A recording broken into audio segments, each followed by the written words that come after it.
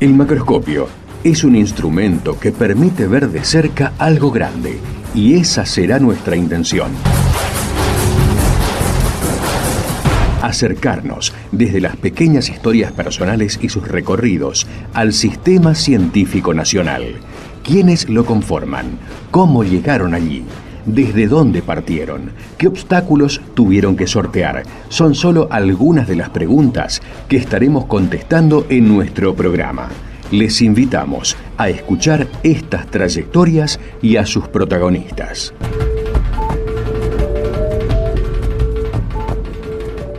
Bueno, buenas tardes, estamos aquí en Macroscopio como todos los lunes por FM UNAM.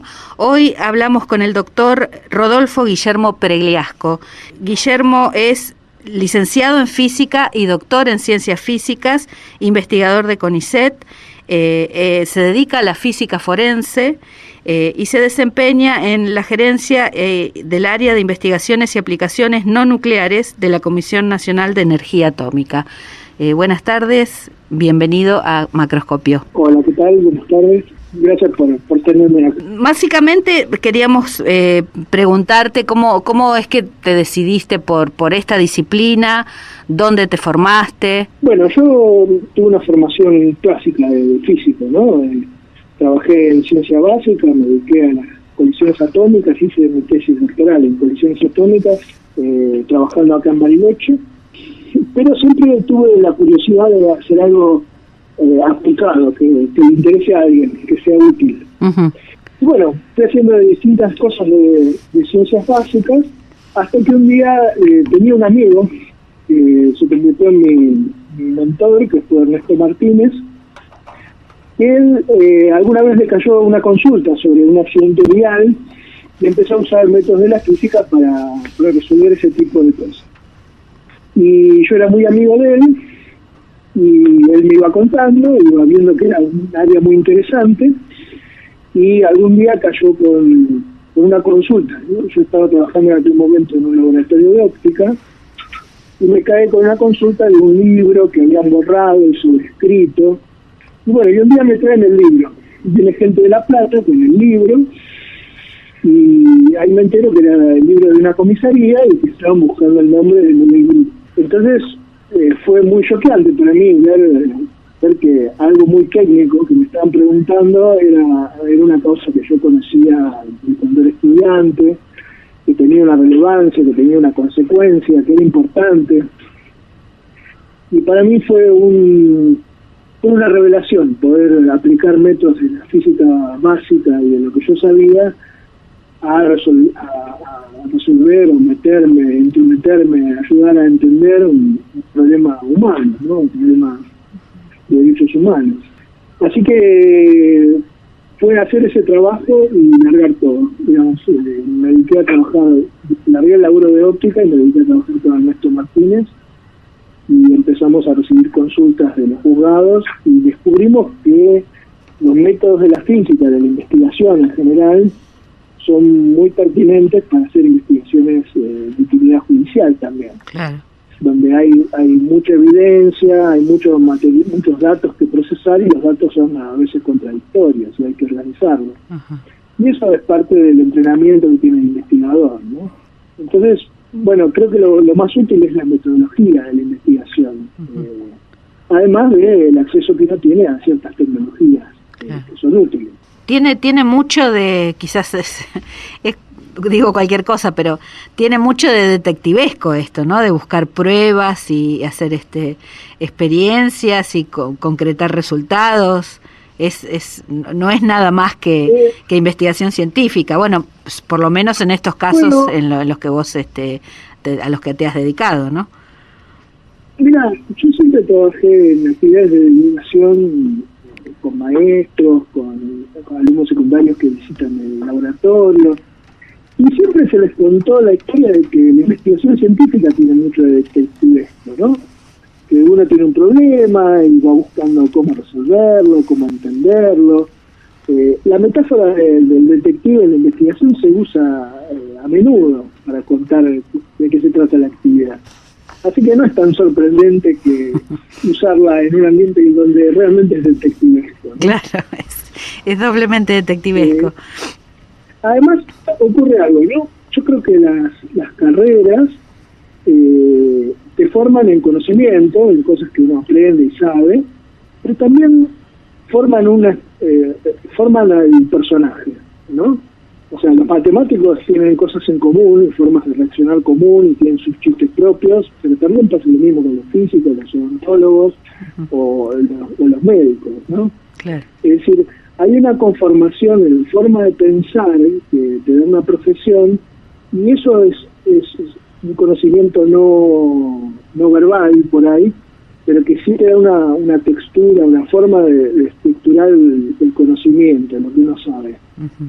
Y eso es lo que uno usa para hacer las pericias, ¿no? Claro. Pero además de usarlo para hacer las pericias, es la forma de pensar que hace que uno vea un físico agarra un problema que es hacer un café o hacer cualquier actividad, y enseguida lo convierte en un área de investigación. Se le ocurren 2 o 3 experimentos, empieza a investigar sobre el tema. Y acá pasa lo mismo. Trabajar en relación al área forense abre un montón de interrogantes que están fuera del sistema de publicaciones, ¿viste? Que uno conoce, o que uno conoce a través del laboratorio, pero que lo enfrenta a uno a preguntas que en principio son útiles y segundo que no están investigadas. Claro. Entonces esto genera temas de investigación, es un semillero de temas de investigación sensacional. O sea, cada pericia en la que he actuado han surgido temas de trabajo para cuando no hay pericia, digamos. O sea, en nuestro grupo tenemos 2 modos de trabajo. El modo pericia, que largamos todo y tratamos de resolver un problema, y cuando terminamos decimos, bueno, ¿qué nos hubiera gustado saber o qué necesitábamos como dato para resolver mejores? Y ahí surgen temas de investigación, tesis doctorales, o sea, es una muy buena fuente de inspiración para hacer investigación. Claro, para profundizar. Qué interesante eso que estás diciendo. Como se enriquece mutuamente, ¿no? No, la teoría y la práctica, digamos, como la práctica te genera otras, abrir otras puertas y otros cuestionamientos, ¿no? Sí, muchas veces se dice que bueno, que es importante ayudar a otras áreas del Estado porque es nuestra responsabilidad como empleados públicos y porque el pueblo ha pagado nuestra formación. Uh-huh. Y eso es la mitad de la verdad. La otra mitad es que en realidad nosotros salimos beneficiados de esa interacción, porque uh-huh. nos enriquecemos de ideas, nos da satisfacción, claro. nos aparecen cosas interesantes también. Uh-huh. No, y además sí, perdón. Sí. No, por favor. Decía que además capitalizar ese recurso tan formado también hace bien, digamos, al sistema judicial, a las pericias, bueno, y a las otras dependencias, ¿no? Más que... Absolutamente.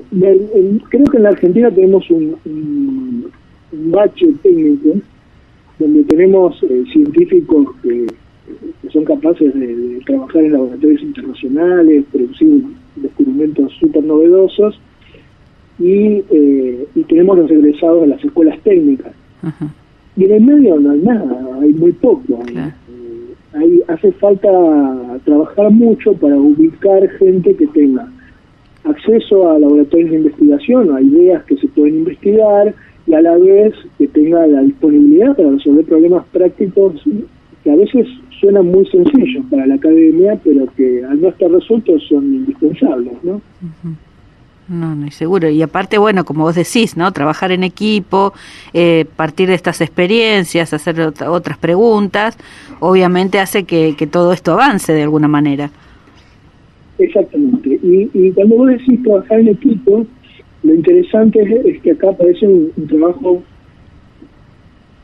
interdisciplinar, pero no porque haya muchas disciplinas involucradas, sino porque hay muchos lenguajes involucrados. Ajá. O sea, en mi trabajo yo tengo que hablar con fiscales, con la policía, con las víctimas, o sea, hay una interrelación de los discursos y hay un tema de cuál es el rol que tiene uno en todo esto. es súper interesante y obliga a ser muy preciso en cómo es la metodología que uno trabaja, cuál es el encuadre en el que uno está involucrado en este trabajo. Que habitualmente cuando uno está en el laboratorio eso lo da por sentado, digamos, pero reflexionar en la metodología, reflexionar en el encuadre es una tarea que enriquece, ¿sí? Totalmente, y te obliga además a encontrar las palabras para poder comunicar cosas tan difíciles de comunicar. Bueno, aunque sea específicamente lo técnico, siempre hay personas involucradas en esto, ¿no? Así que debe ser una carga en algún punto también, o podés despegar. Claro, es una carga y es a la vez nuestro fuerte, ¿no? En algún punto, porque digamos, en general una causa que llega al ámbito judicial es un drama humano, ¿no? Claro. Hay un acto irracional de violencia. En general, muchas de las causas que hemos trabajado tienen que ver con represión institucional. Pero son causas que tienen un dramatismo muy grande y abordarlas desde lo técnico es una cosa que, sin descartar lo humano, logra de alguna manera hacer un recorte que permite un abordaje distinto, ¿no? Y ese abordaje que es un poco técnico, es un poco, digamos, está basado en la técnica, en el conocimiento que uno tiene, permite a la larga colaborar con ese humano, ofrecer otro enfoque. Hacemos un pequeño corte y seguimos hablando del tema. Macroscopio, para ver de cerca a nuestros científicos. Seguimos hablando con el doctor Rodolfo Guillermo Pregliasco, estamos hablando de su actividad como físico forense, sus experiencias. Has trabajado mucho en diversas cuestiones, en accidentes viales, en temas de homicidios, de supuestos suicidios. ¿Cómo es encontrar el caminito en todas estas situaciones tan, como decías recién, ¿no? de violencia, de dramas humanos? Por supuesto son muy diferentes las causas donde hay o no hay alguien que se muere. ¿Sí? Obvio. Son muy diferentes, me doy cuenta en el cuerpo, cuando me puedo trabajar. Obviamente. Hay otro tipo de actitud al hacerlo. Digamos, uno no puede dejar de involucrarse personalmente con la situación. O sea, es muy raro levantarse a la mañana, llevar a los chicos a la escuela, hacerse unos mates y empezar a ver cómo un policía le rompe la cabeza a un tipo, ¿no? Claro. Es algo medio extraño de cómo funciona. Y por supuesto que a uno se le pianta la cabeza, no tanto. Y ahí es donde uno para, se va a caminar, se toma un día de vacación o dos, o lo que haga falta para seguir trabajando en el tema. Y esto ya sucedió tantas veces que uno sabe que en algún punto empieza a surgir una abstracción sobre el tema, aparece una curiosidad sobre algún detalle, que a veces es irrelevante, ¿viste? Son aproximaciones un poco lúdicas las que tiene la ciencia sobre las cosas, y en ese juego, en ese juego que es de curioso, de inocente, de entender, de repente aparece algún elemento que ayuda a resolver la situación. A veces no, hay trabajos que hemos hecho que no aparece ninguna solución, y son los que uno más trabajó, ¿no? Porque uno insiste en tratar de encontrarle la vuelta. Lo que la gente conoce son los casos que admiran, nada más, ¿no? Claro. Pero bueno, también a veces no se puede, no se encuentra. Sí, a veces no se... Claro. La verdad es algo que conocemos a través de hechos, de evidencia, y a veces la evidencia es insuficiente. Nosotros trabajamos con casos que la evidencia o los hechos que podemos recuperar ya están de alguna manera producidos. Claro. No es un laboratorio donde podemos reproducir el hecho muchas veces, ¿no? Claro. Entonces a veces no se termina de entender. A veces no hace falta entender todo. Lo que hace falta es entender las limitaciones que hace la realidad sobre el hecho, y eso alcanza para los abogados, ¿no? Porque los abogados no les interesan todos los detalles, les interesan las responsabilidades. Claro. Entonces, a veces la mirada del científico es demasiado exigente con qué se entiende por entender, ¿no? Uh-huh. Y ustedes trabajan muy en contacto con las policías científicas, supongo. Tenemos mucho contacto con las policías científicas, hacemos un montón de actividades desde el CONICET, el programa de Ciencia y Justicia, para mejorar la formación de las policías. Cada 2 años hacemos un congreso de criminalística con todas las policías científicas del país, donde el CONICET participa, y es una tarea que me tiene muy orgulloso, porque hay mucha gente en las fuerzas dispuesta, con mucha curiosidad, con mucha experiencia, con ganas de aprender, y yo también estoy dispuesta a aprender de la experiencia que tienen, de los casos que les aparecen. Así que es una interacción sumamente rica, y hoy en día los gabinetes de criminalística son los que hacen la mayor parte de las pericias que hay en el país, ¿no? Claro. Las fiscalías están teniendo un rol cada vez más importante, y también trabajamos con las fiscalías, y hay que trabajar un poco más sobre las defensorías, que en general tienen menos recursos y deberían tener más, ¿no? Claro. Pero te lo preguntaba porque, bueno, en esto que comentabas antes, ¿no? En esta colección de evidencias, ese rol primario que es, digamos, son los primeros que se acercan al hecho, digamos, a la situación, es fundamental, digamos, ¿no? La forma en que se toman las muestras y que después se conservan. Sí, sobre todo lo que son hechos de lo que es accidentología vial y un montón de otros hechos. La documentación que hagan los primeros que vayan a la escena es fundamental. Claro. Y es importante que la gente que hace ese primer grabamiento esté bien formada, porque es vital para todo lo que se haga después. Nosotros hicimos un trabajo desde el CONICET con el Ministerio de Seguridad, y hicimos una serie de protocolos para sobre todo lo que es preservación de escena del crimen y reconstrucciones. Ajá.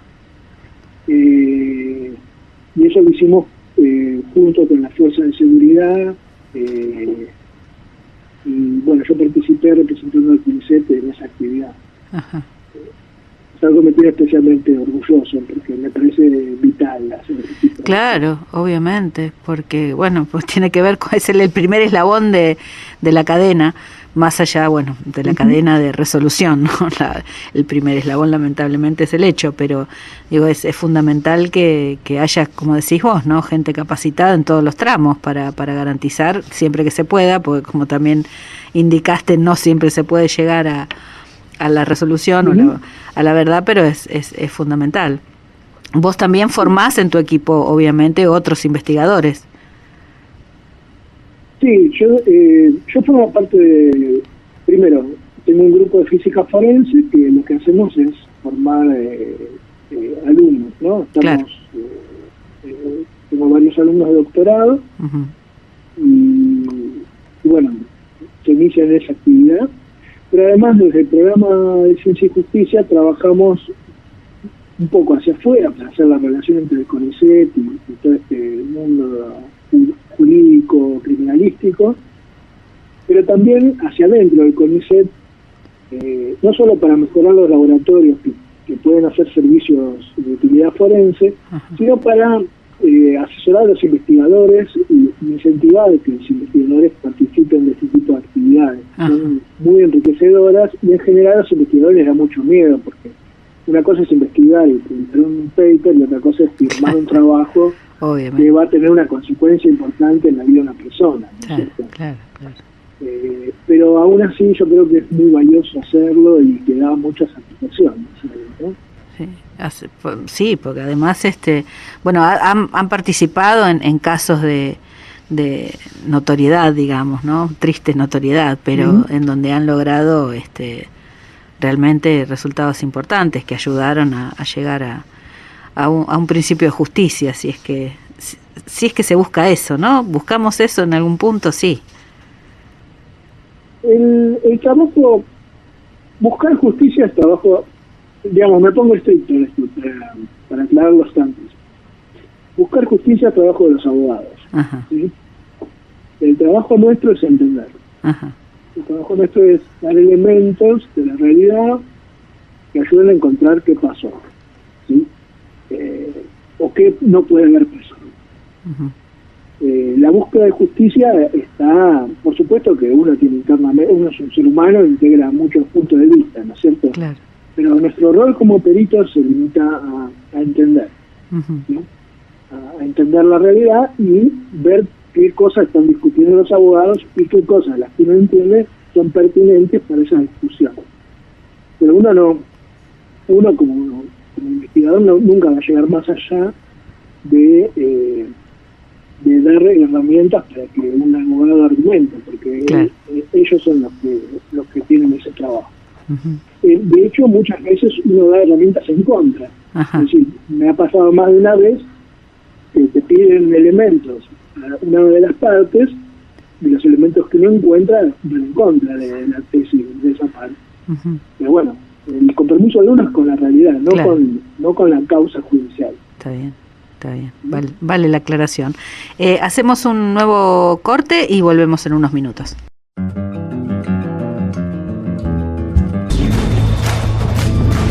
Macroscopio, la ciencia en su laberinto.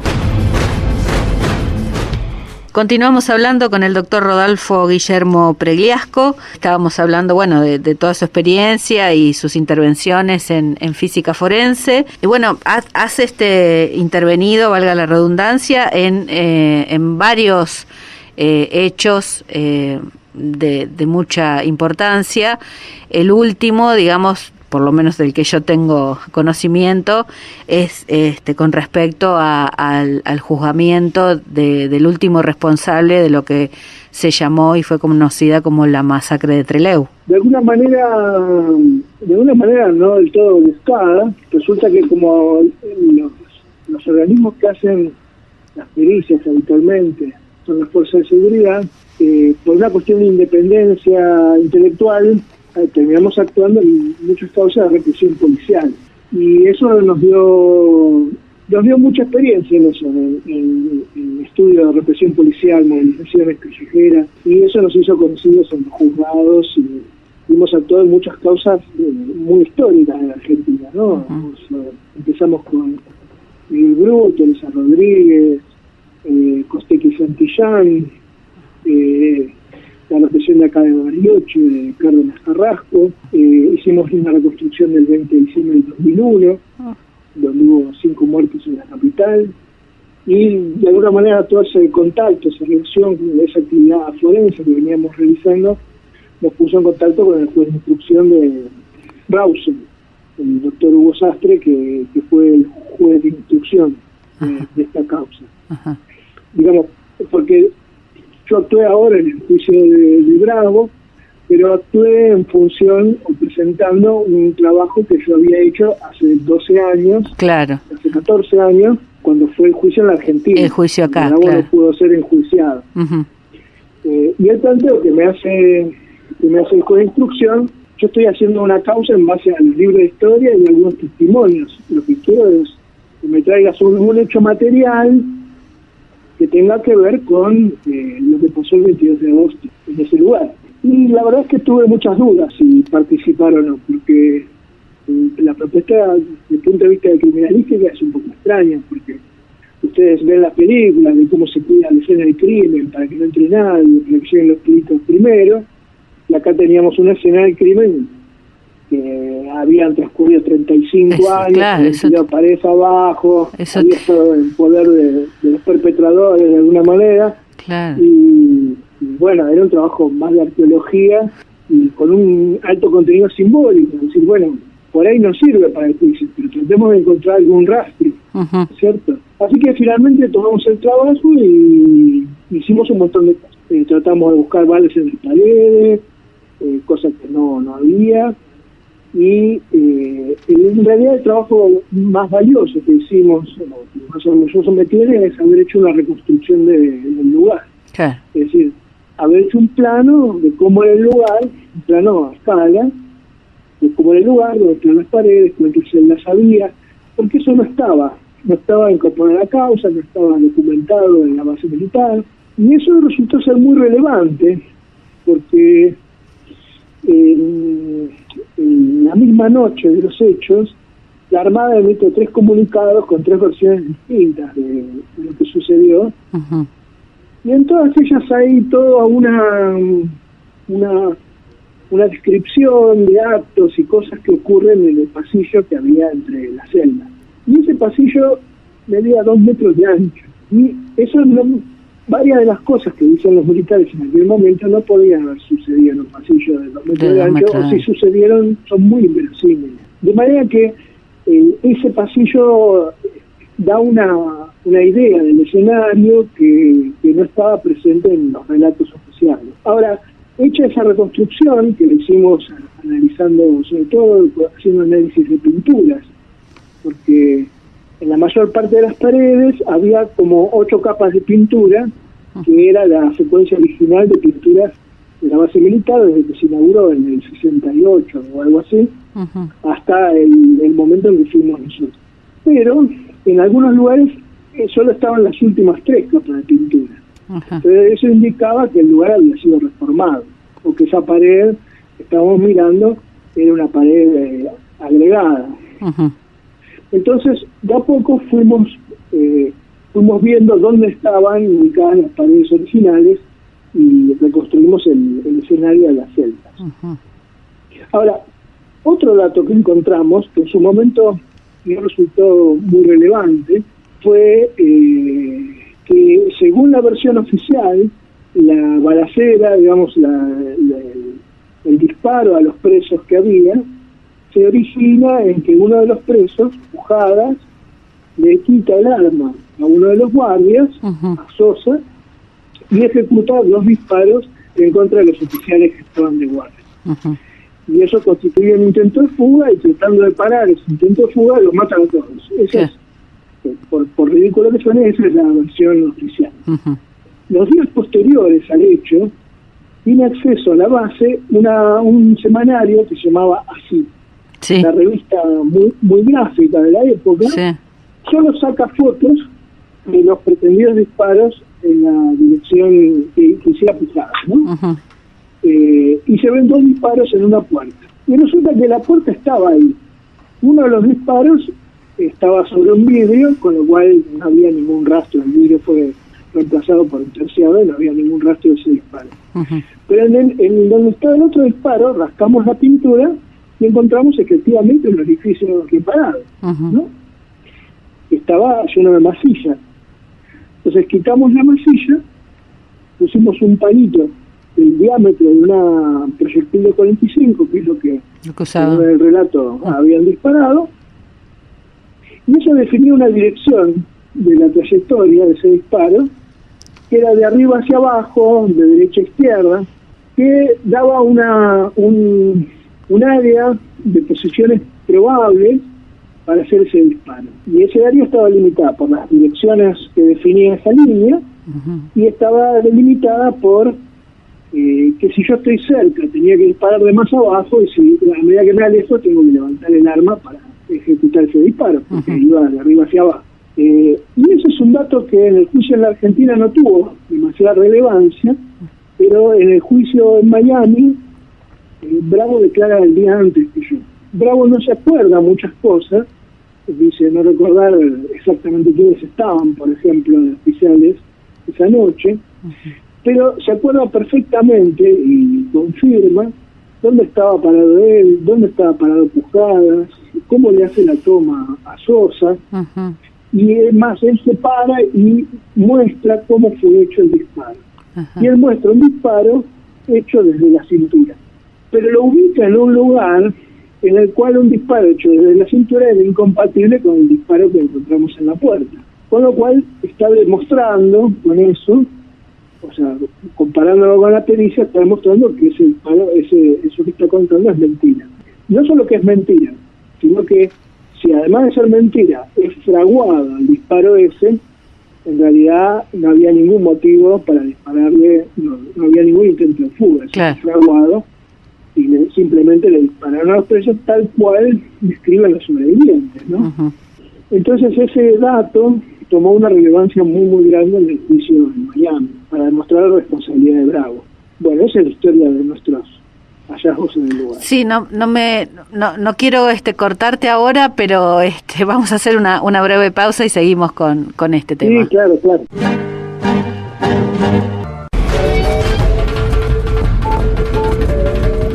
Macroscopio. Ver de cerca algo grande. Dale, buenísimo. Continuamos hablando con el doctor Guillermo Pregliasco, Rodolfo Guillermo, te cambio el nombre cada vez que te convoco. Sí, lo que pasa es que me dicen Willy. Te dicen Willy. Ahí quedaría. Willy. Que me digan Willy. Bueno, Willy Pregliasco.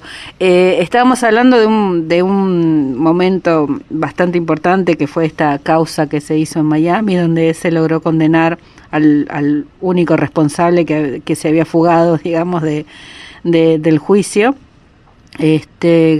Algunos ya conocen la historia, era un marino que, bueno, después tuvo una agregaduría militar en Estados Unidos, casi que lo mandan allí para que se salve de la justicia, y lo lograron. Finalmente se hizo ciudadano estadounidense. Incluso leí que se hizo millonario gracias a que se puso una empresa de servicios paramilitares y gracias a sus contactos en esa agregaduría logró después venderle al Estado norteamericano. Pero bueno, lento, pero llegó su San Martín, digamos, a esta persona. Me imagino, además, los desafíos que habrá tenido esta causa, porque trabajaste, como lo mencionaste antes, casi 40 años después del hecho, y además con fotografías, ¿no? O sea, fue toda una pericia de cosas que ya casi no existían. Bueno, no, con fotografía, pero también estuve trabajando muchos días en el lugar. Claro, un bueno. grande de gente. Está bien, ¿no? Sí. De hecho, en el juicio en Miami, Bravo y yo éramos los únicos que estábamos presentes que conocían la base. Claro. ¿Sí? No es un dato menor. Uh-huh. Y el gran desafío allá fue participar del juicio, porque uh-huh. la dinámica del juicio en Norteamérica es diferente que la dinámica acá. Claro. Y eso requirió muchas horas de entrenamiento y de preparación para reescribir la pericia en el formato que requieren los juzgados norteamericanos Uh-huh. y estar en condiciones de participar de un juicio oral con jurados, que son experiencias en las que nunca había participado y que tienen reglas muy desarrolladas en el caso de los norteamericanos. Uh-huh. Así que eso fue un enorme desafío y un gran aprendizaje. Conocí gente fabulosa, ¿no? Unos abogados con una preparación formidable. Uh-huh. Fue una gran experiencia. Igual esto no termina toda la historia, ¿no? El juicio en Estados Unidos es una demanda civil. Claro. El gran mérito que tiene no es la plata que él tiene que pagar por daños y perjuicios, uh-huh. sino que queda sentado en un tribunal federal norteamericano su responsabilidad sobre los hechos. Claro. Y como está en trámite su pedido de extradición, esto seguramente acelere su extradición a la Argentina, donde va a ser juzgado. Uh-huh. ¿Sí? Así que esto va a seguir todavía. Bien, sí. Va a ser más sencillo todo tal vez, pero digamos es un gran paso. Sí, te diría que es el paso más importante, que le haya llegado ese juicio más allá de las fronteras, ¿no? Y después de todo el tiempo que pasó y de todas las cosas que se dijeron, cómo esta instancia ha ayudado a esclarecer, digamos, a lo que decías antes, ¿no? A dar cuenta de la verdad más allá de las partes y de todo lo que se haya dicho al respecto. Me parece que claro. Eso es un gran triunfo de la ciencia y de la justicia también, ¿no? Y de los familiares, por supuesto, que todos estos años... Sí, es un gran logro de los familiares que han bancado su demanda a través de situaciones muy complicadas, ¿no? Muy difíciles. Muy, muy difícil. Bueno, estamos cumpliendo ya 50 años. Y también me gustaría mencionar de los abogados, que, digamos, la demanda por justicia en la masacre de Trelew ha llevado, digamos, ha tenido mucho riesgo de vida de los abogados que estuvieron involucrados en ese pedido, ¿cierto? Claro. Sí, sí, porque en estas situaciones, encima en esos lugares donde todos se conocen, todo está más expuesto, todo está más cerca, y fue durante muchos años esta pelea, incluso después del proceso militar, y bueno, son cuestiones de mucho riesgo que involucraron no solo a familiares, sino a muchos profesionales. Pero bueno, eso es, digamos, debe ser muy gratificante. Digamos, lo que contabas antes, ¿no? De qué manera un científico, cumpliendo su rol, puede acercar una ayuda, una colaboración, una certeza a todas estas cuestiones tan dramáticas, ¿no? Y tan terribles que nos han pasado.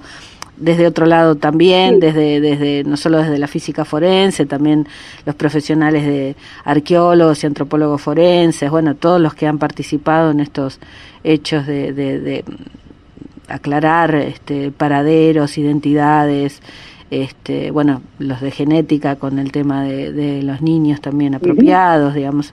Hay una fuerte impronta en toda estos temas de la ciencia, y bueno, es una alegría, digamos, aunque se tome partido o no, digamos, de poder esclarecer y poder ayudar desde ese lugar, ¿no? Sí, la verdad que el primer sorprendido soy yo de decir, bueno, yo estudié física y estoy colaborando en causas que tienen que ver con la historia de nuestro país. La verdad que es conmovedor, para mí es una situación muy fuerte, ¿no? Obvio, sí, obvio. Sí, y lo tiene que ser. Bueno, no sería, no sé si pondrías tanta pasión también en lo tuyo si no sería así, ¿no? Evidentemente es algo que te mueve más allá del suceso particular. Bueno, has estado en causas todas muy difíciles, ¿no? Para nuestra historia reciente. Así que evidentemente no. Hay otras cosas que te mueven, ¿no? Obviamente como científico, como persona ética, con valores, obviamente. Igual te sorprendería ver los temas técnicos que han surgido en cada una de esas experiencias, ¿no? O sea, hay un montón de física, entonces eso, y hemos hecho un montón de física con esos trabajos. Así que no quiero quitarle no, por supuesto, pero lo que decías antes, lo que digo es, claro, nosotros tratamos de participar en estos asuntos siempre con el perfil de un investigador, obviamente, ¿no? de llevar la actividad del CONICET a estas áreas y de hacer un aporte desde lo técnico, claro, lo cual no quiere decir que como personas tengamos otras dimensiones. No, seguramente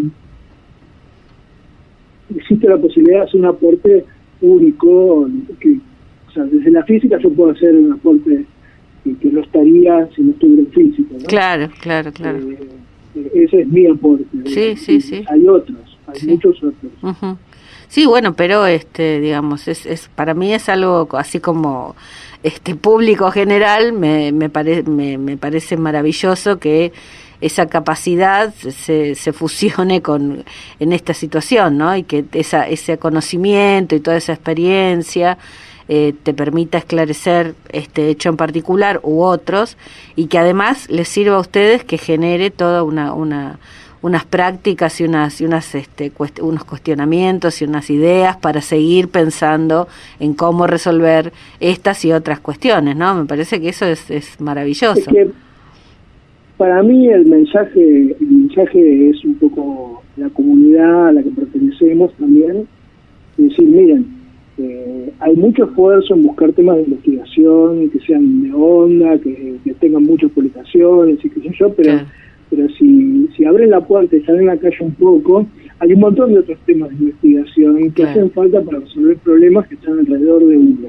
Ujú. Y esos problemas no son de segunda, son la mejor investigación que uno puede hacer, y eso enriquece nuestra actividad.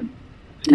Claro, completamente. O sea, la satisfacción y el uso de las instituciones, del equipamiento, para resolver problemas prácticos, más allá de que sean de la justicia, pueden ser problemas que tenga la industria o problemas que tengan que ver la fabricación de cualquier cosa. Ujú. Yo creo que es una oportunidad que tenemos, que está libre de aprovechar. Ujú. Con esto no quiero decir que esta sea la única ciencia que valga la pena. No, obvio. Yo creo que la ciencia funciona como un ecosistema en el cual tiene que haber gente que haga de todo. Ujú. Y de hecho, yo he discutido cosas con gente que hace estadística, con gente que hace metalurgia. Y si yo no tuviera los laboratorios y los equipos de investigación alrededor, Obvio, no podrías. no Claro. podría hacer lo que hago. Claro. ¿Cierto? Eso Porque es, toda la actividad científica es útil, pero lo que me interesa es apostarle a la universidad. obviamente, ¿sí? obviamente. No al científico que se mide con un solo número. Ujú. Cierto que lo que se hace muchas evaluaciones. Rodolfo, se nos acabó el tiempo. Willy, se nos acabó el tiempo. Te agradezco infinitamente todo que hayas estado acá, que nos hayas contado todo lo que nos contaste, importantísimo. Y bueno, esperemos seguir sabiendo de vos y de tu equipo de gente, y que, bueno, desde la ciencia logran esclarecer tantas cuestiones que quedan pendientes y que nos sirven a todos como comunidad. Ok, yo les agradezco mucho el interés en lo que hacemos y espero en algún momento que nos conozcamos. Espero. Tengo una deuda con visitar Misiones y bueno, algún día se producirá. Sí, cómo no, un gusto. Estamos en contacto. 19. Conduce Sandra Nicosia. Hoy escuchamos en Macroscopio del Tata Cedrón y su cuarteto, La Cruz del Sur, Candombe para el que hasta ayer reía, Balada de un hombre que se cayó la boca, Los ladrones, La calle del agujero en la media y Flor de lino. Nos despedimos hasta el próximo lunes. Operación técnica Beco. Espero que nos conozcamos. Espero. Tengo una deuda con visitar Misiones y bueno, algún día se producirá. Sí, cómo no, un gusto. Estamos en contacto. 19. Hoy escuchamos en Macroscopio del Tata Cedrón y su cuarteto, La Cruz del Sur, Candombe para el que hasta ayer reía, Balada de un hombre que se cayó la boca, Los ladrones, La calle del agujero en la media y Flor de lino. Nos despedimos hasta el próximo lunes. Operación técnica Beco Blanco.